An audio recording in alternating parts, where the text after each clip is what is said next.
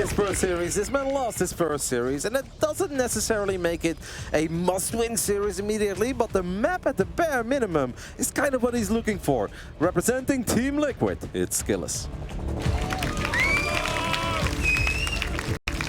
I do love what Benny said on the desk. I do think this is going to be a completely different PvT. SKillous is actually a big Phoenix enjoyer as well, where I felt Australia's never been a massive Phoenix lover, at least not in PvT. As ByuN is building a barracks kind of in the center of the map, a little bit closer to home than it is to SKillous' side of the map. But yeah, it wouldn't be surprised to me at all to see SKillous mix it up between Blink and Phoenix openers. Quick Storm, I don't think it's really on the menu for SKillous. Doesn't strike me as the kind of SKillous style at all, right? I think he plays a bit of a slower game generally. If you can play Phoenix, Colossi, and so on, maybe that's one way. As we do see our Proby just coming across and not going to spot the barracks initially, as he is rounding around to kind of check, but just doesn't find it. He has definitely been a Phoenix Colossus enjoyer. He's also one of the very few high-level Protosses that likes Phoenix Twilight. And I'm a big believer in Phoenix Twilight, because a lot of the builds of Terran that are incredibly good in punishing that Phoenix Colossus opening, like we saw Gumio have a cool opening earlier today against Trigger. Now that scout for Gumio was obviously massive, because I think he wanted to go for a Withermine drop, he didn't. I digress. But whatever is good against Phoenix Robo is very bad against Phoenix Twilight. But whatever Phoenix Twilight is very good against, you know, like it goes a little bit in circles. It will be interesting to see if SKillous decides to go for some Stargate openings, if he can hide it properly, and where we're going to take it. But I don't expect him to go for a quick storm like we saw Australia do, and like we even saw Stats do. Now, I do kind of feel that Stats' hand was forced a little bit by that very bad start he had in Game 2, but hey, he turned that into one hell of a game. Yeah, definitely did, as this Reaper is on the hunt for that probe and might just about run into it. He turns away from the probe, so the probe gets to sneak back over, and we'll just have a secondary scout towards the natural up the ramp. Just try and have a look at what exactly is building over here on the side of ByuN in these early stages. CC starts up on the high ground as well. ByuN does this a lot at the moment. Super cautious, doesn't want to be dealing with any nonsense early in this game, as this factory is going to get blocked from building an add-on. Yep, first unit is going to be Withermine. Yeah, you're going to have to change that, okay, and he is going to change it. I was about to say, because if you want to go for a Withermine, you don't really want to reveal the fact that you go for a Withermine. But since we only went Reaper into nothing else out of the barracks, you need to bring your Reaper all the way home to finally kill that probe. In the end, ByuN did change his mind. He says, no Withermine for me, I'm going to go Cyclone first. Don't think he scouted the Stargate. Single Cyclone is very nice against Oracles, but I don't know if SKillous is going to open up Oracle here. This is going to be ByuN scout into the base right now, but he shouldn't be able to spot that Stargate unless he manages to bop himself over the wall. Here's the Cyclone, hits the Adept once before it shades away. And Medivac on the way to continue harassing. The Reaper's going to go the long way around. We'll take 2 Adept hits on the way in, but will get through. And if he goes down, he would see the Stargate. Doesn't get there yet. The probe still he does get the scout on the Phoenix as well. Yep, that's big. Obviously, for the people who don't know, you can kind of see as a Terran player what the Protoss is building. If you zoom in on the Stargate, you can sort of see the hologram of that being a Phoenix, and that obviously really changes things. So now ByuN will probably make another Cyclone. There is a chance he moves out with, he has actually done this a few times, where he shows a lot of Cyclones and Marines and a Medivac in the face of the Protoss. The Protoss is very focused, tunnel vision on having a good defense, and then he sneaks a Liberator into the main base. He did this against Trigger in the Masters Colosseum. That Liberator killed 15 probes, because ByuN was so good at being like, hey, you have to pay attention to my Cyclones, micro here, micro here, micro here. And if you're not paying attention, that Liberator can deal a devastating amount of damage. It's one of those things that ByuN is great at, right? Just microing at the front, making it such a danger, and then just sneaking something in the back, just being able to multi-prong. Well, we'll see what SKillous can do, as we are going to see some offense here very shortly from ByuN. The Cyclones begin to move out, accompanied by the Liberator on the other side as well, so it's going to be aggression time very shortly. Really comes down to these Phoenix. You've got to be careful. If you get too much lifted up at once, if SKillous can get a jump on a fight, you very quickly lose everything on the map. Moments like this is why I'll never get tired of StarCraft, because both have potential here. Both have a lot of potential. Like, this can go very well for ByuN, this can go very well for SKillous. That start was not great, because one of the Phoenixes took a lot of damage, but as long as SKillous stays near his battery, he's fine. And scouting, ooh, this is great zoning, by the way, by ByuN, making it, that's a lot of damage, Wardy. On 2 out of the 4 Phoenix, that is a crazy amount of damage. And SKillous did see the Liberator, but he didn't kill it, obviously. And now he's still kind of in an awkward spot because he took a lot of damage on 2 of those Phoenixes. So easy to target them down during a fight. He is going to get the jump on this Liberator now, though, so finds it as ByuN continue to pull it up the right side. Phoenix gets the grab. That's going to be A nice shutdown there. ByuN is still on the map with those Cyclones, but has not decided to try and do anything else with them. So just kind of hold him back to the center. And SKillous is off that robot wave, dives in with the Phoenix. Well, doesn't really dive in, but accidentally wanders through, loses both of those hurt Phoenix, and that's why it's so punishing, right? From, you know, taking that damage earlier. Yep, that was incredibly well done by ByuN. Because as a Phoenix player, you never want to keep all your Phoenix at home and just like, hey, you're going to do something right. Like, no, Phoenix are so quick units. They're great scout units. They're also excellent in fighting a little bit of damage. A free Marine here, an SCV there that's building a refinery or building a depot. Plenty of ways to slow the Terran down. But since ByuN didn't commit to the fight, you're like, okay, I kind of want to move out, but you have to be so cautious where you move them. SKillous was not cautious enough there. And even though he killed the Liberator and he didn't take any economic damage, I'm still, if I'm ByuN, I'm completely happy with this. I know that I delayed this Nexus a little bit. We're 6 minutes into the game, Wadi. That Nexus isn't even done yet. And sure, he lost the Lib, but he killed 2 Phoenix. If I'm ByuN, I'll take it. Yeah, Phoenix is something which you want to kind of build a certain amount of typically, and then focus on other tech, at least for a little while. But now you're more forced into keeping on building those Phoenix. ByuN obviously just freely moving into his upgrades. 1-1, Stim Combat Shield, his own 3rd CCs, and finishing into an orbital very soon. And another Phoenix goes down. SKillous just cannot keep those air units alive in these early stages. You mentioned that critical Phoenix count, or that number of Phoenixes where you want to go, where you want to end up with as a Protoss.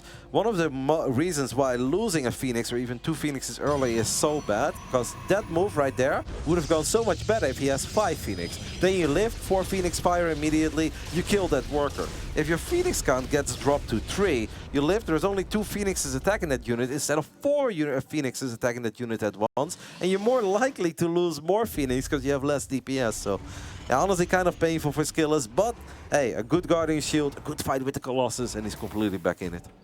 Yeah, he is trying to go straight to that 4th base as well after being delayed, taking the 3rd a little, so no delays on him in that regard. Going to get SKillous' first-person view here for a few moments as he continues to move those Phoenix around, and seeing him just finding the Cyclones and quickly moving back. He also just popped the Templar Archives down there during this. So. Kind of early, no? 7 minutes, 28 seconds. Switch, like as soon as the Twilight finished, basically. Yep, after a Stargate, after a Colossus opening, now also going for quick Templar Archives, and he didn't even have these gases yet. Really wonder where he's getting all that gas from. I do hope that we had extended thermal lens on the way and that it's done by now. Kind of concerned, because how on earth do you have that much gas?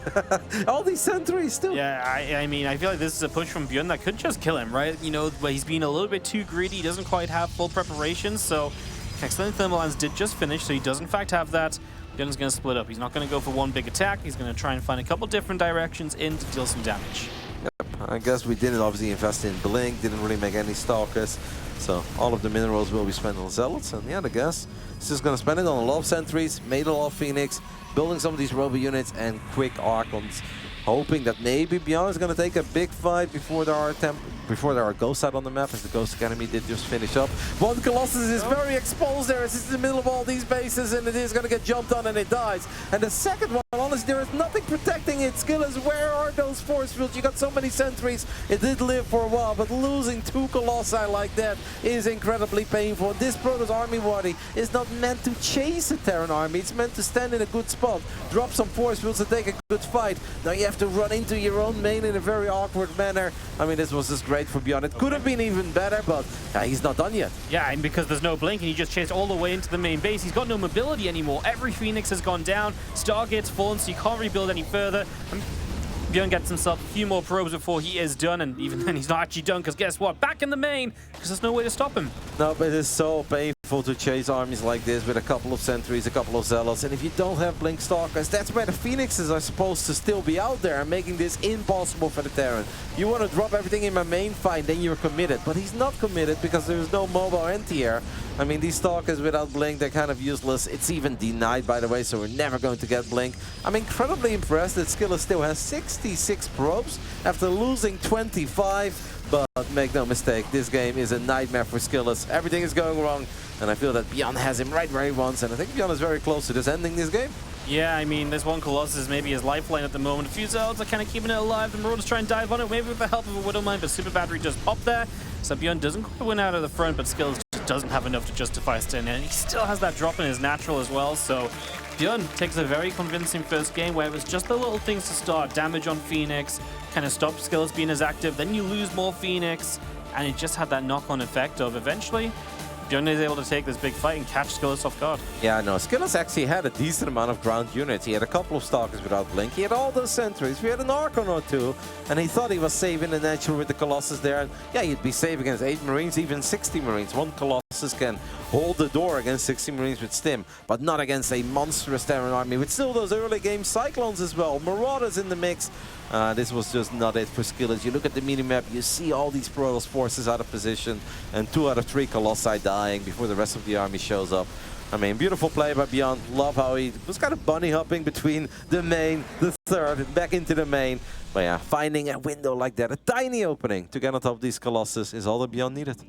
That fourth base is SKillous as well, right? Because it's right down that right side. He was positioned over there with so much, and that meant that ByuN, towards the natural, was already on the high ground. He didn't have a ramp to run up or anything. There wasn't any force fields to buy time. He just was able to run straight through, catch both those Colossi, as we saw. And that obviously was the tipping point towards everything else that happened from that point on. As, yeah, ByuN takes a much easier map than what he had to do against Estrella, so hopefully SKillous can recover from that one, give us a fight back in this best of 3. Yep, and we can't forget about that early game, the Reaper getting just deep enough to see that Stargate, to see that Phoenix, because otherwise there's a good chance that ByuN, after that one Cyclone, makes other units, builds an add-on, whatever, because he doesn't know what he has to worry about. But getting that Scout is just so big for a guy like ByuN. Love how he moves out with triple Cyclone, and even if he's Liberator, maybe SKillous did his homework and he knows that ByuN likes to make a Marine Cyclone push with a Liberator in the main. He was clearly aware of that potential play. What he was not aware of is that you still need to be super careful with your Phoenix, because Cyclones pack a punch. All right, well, in the game number 2, we're in the bottom right-hand side of Oceanborn. Our red Terran player representing the Shopify Rebellion is ByuN. And in the top left side of Oceanborn, we're looking at the main base of the man who lost his first series of the tournament against Fireflies. Now down 0-1 in his second series. He needs to start turning things around. Team Liquid's SKillous.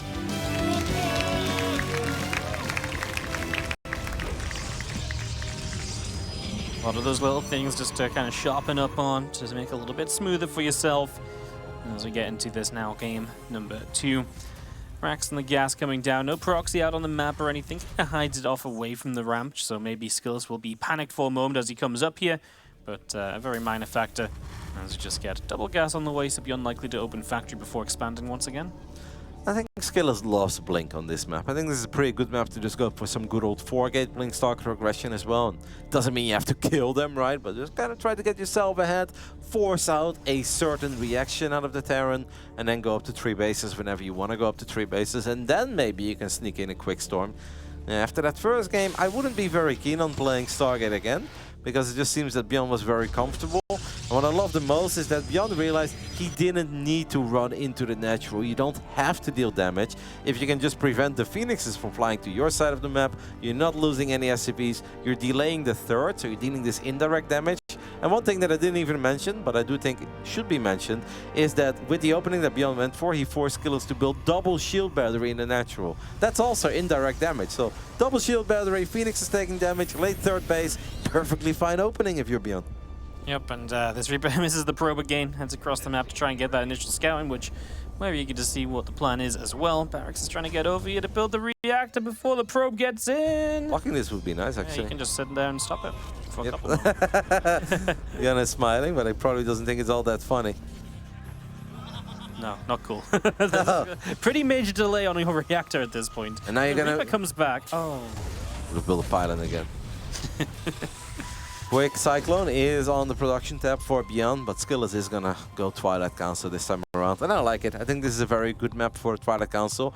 Oceanborn is massive, and we used to always say like, oh, large map is great for Phoenix, but there are some of these moments where the fact that the map is very large is actually not that great for Phoenix, because they cannot be harassing, defending as quickly as they could on a smaller map, and it takes forever for even a fast unit like the Phoenix to be defending at home and then fly all the way to the other side of the map, and then maybe there is another drop that's snuck out, so you have to bring them back again and you have to recall. I kind of like Twilight on this map.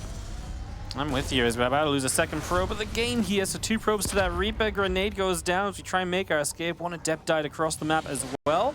And this Reaper Roddy is out of there. He's even going to try and go for one more probe. He's hungry for some more damage. And he's going to get it before the Reaper goes down. So third probe kill here out of ByuN.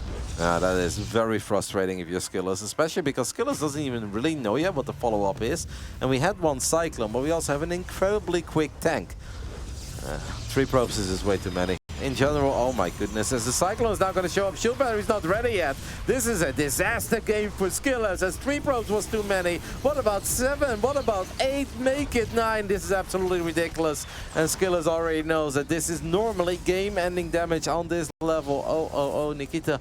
What is happening, Wadi? 10 probes have died in a game that didn't even last for 4 minutes. Just all the things that kind of went wrong. We catch the Cyclone at the end, but ByuN, obviously, he just... That Banshee tank, Marines Roddy, right? He's just going to send it. And when he sends it, it's going to be tough for SKillous to have enough with that many probe losses. Yep, there was a very quick sentry there, so the hallucinated Phoenix could maybe scout if ByuN decides to fire up Cloak, but seems that ByuN is not even going to go for Cloak Banshees.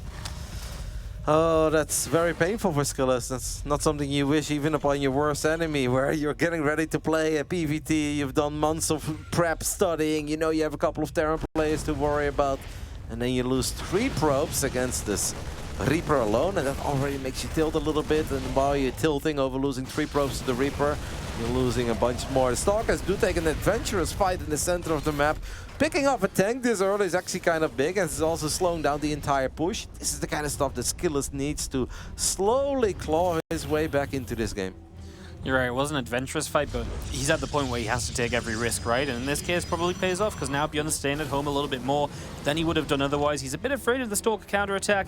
He will just send the Banshee across the map. Does SKillous have a battery in the main base already? I don't think so. Yeah, that's going to be rough. Even if this Banshee just shows up and that's all it is, it's a few more probes that SKillous just cannot afford. Nope, and all the Stalkers are on the other side of the map, so at the moment we don't have anything at home. Good news for SKillous is that this Banshee will not have Cloak, and he is warping in a few Stalkers in the main, so that's going to make his life a little bit better.